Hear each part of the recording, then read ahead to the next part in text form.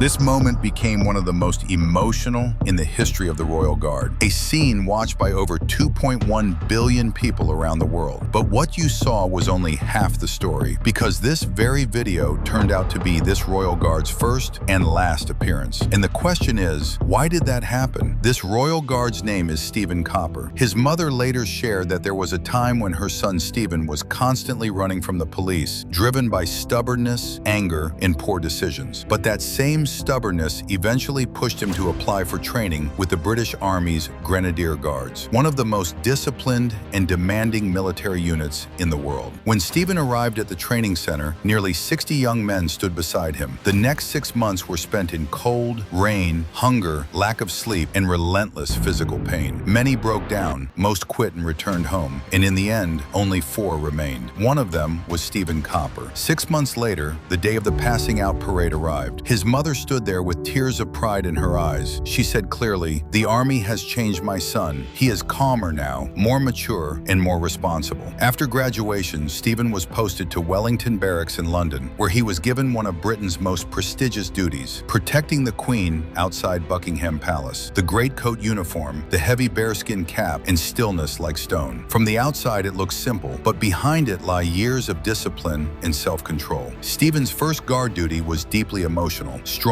winds blew. Thousands of tourists surrounded him. Cameras pointed from every direction. He knew that even a single mistake could bring shame to the entire regiment. Yet he stood perfectly still with pride and discipline. That same day, a moment arrived that made Stephen's story deeply human. It was his very first day as a Royal Guard. So many people had come just to see him. Among them were his mother and his sister, Zoe. The moment his mother saw her son standing in uniform, she couldn't hold back her tears. Zoe, who had missed him deeply during training, rushed forward, wanting to take a photo with her brother. But when their mother explained that during duty he was not allowed to speak or smile, Zoe looked confused. She didn't want words. She just wanted to be near her brother. And then she found the courage. She stepped forward and held his hand. In that moment, a brother's love overcame a soldier's discipline. Stephen quietly broke protocol and tightly held his sister's hand in his fist. After months of separation, he couldn't let go. Finally, through tears, Zoe gently pulled her hand away and walked back toward her family. But the question remains, when Stephen Copper broke Royal Guard protocol, was that the first and last day of his career? And why was Stephen never seen again as a Royal Guard after that day? You'll learn the truth in part 2. Make sure to subscribe.